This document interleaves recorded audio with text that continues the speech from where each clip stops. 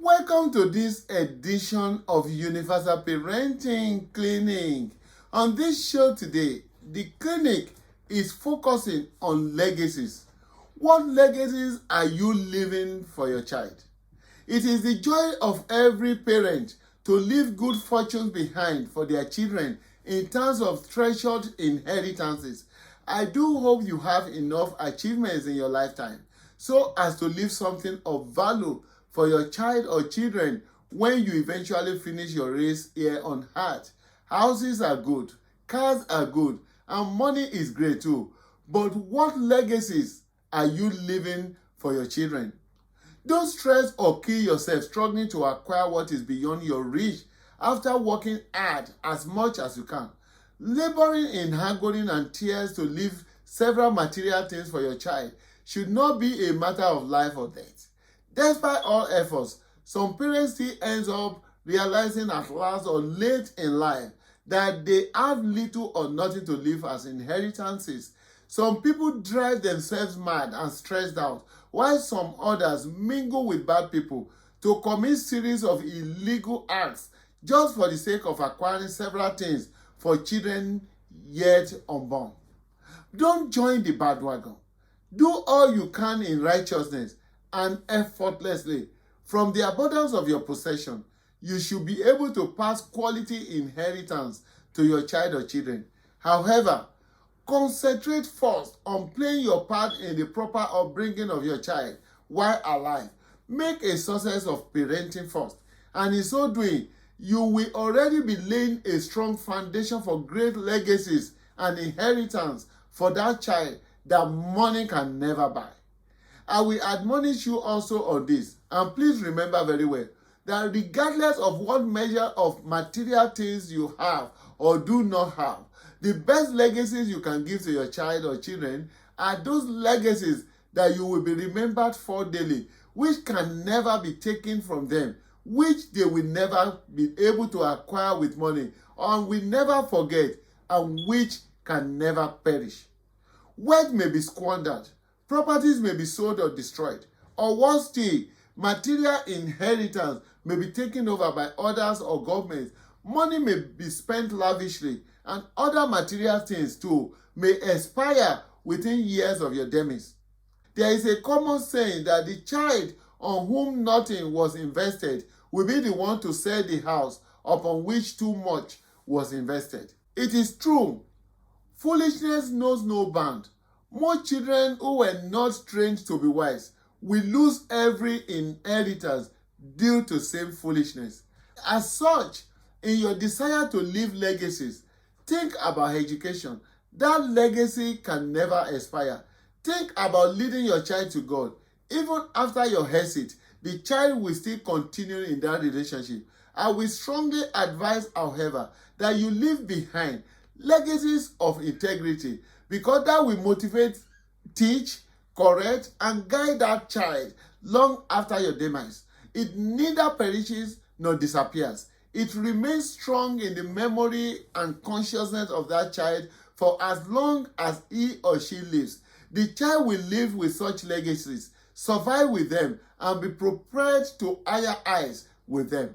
For instance, years after the transition to glory of my father, I still remember vividly his exact words of caution, his noble ways of life, and the several legacies of integrity which he passed on to us, his children.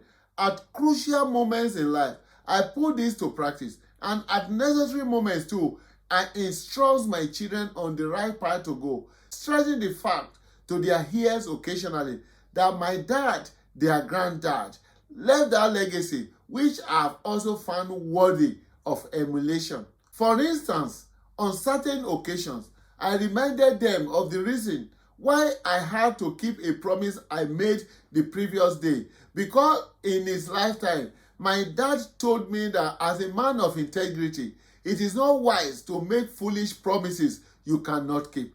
He did everything within his means to keep all promises he made. I followed that noble path and advised my children to keep same. I equally told them about his integrity in honesty, his integrity of righteousness, his integrity of working hard, its integrity of openness and transparency. Luckily, they themselves identified these legacies in the brief period they knew my dad. I didn't need to remind them about my dad's legacy of keeping to time. He was never late to any occasion to which he was on appointment to attend. He was always the first to arrive, and that he did till his last breath. I'm striving and working hard to keep to that legacy as well. For example, with their peer groups, mates and others in their different classes absented themselves from school on several days of each term and in each of the academic years.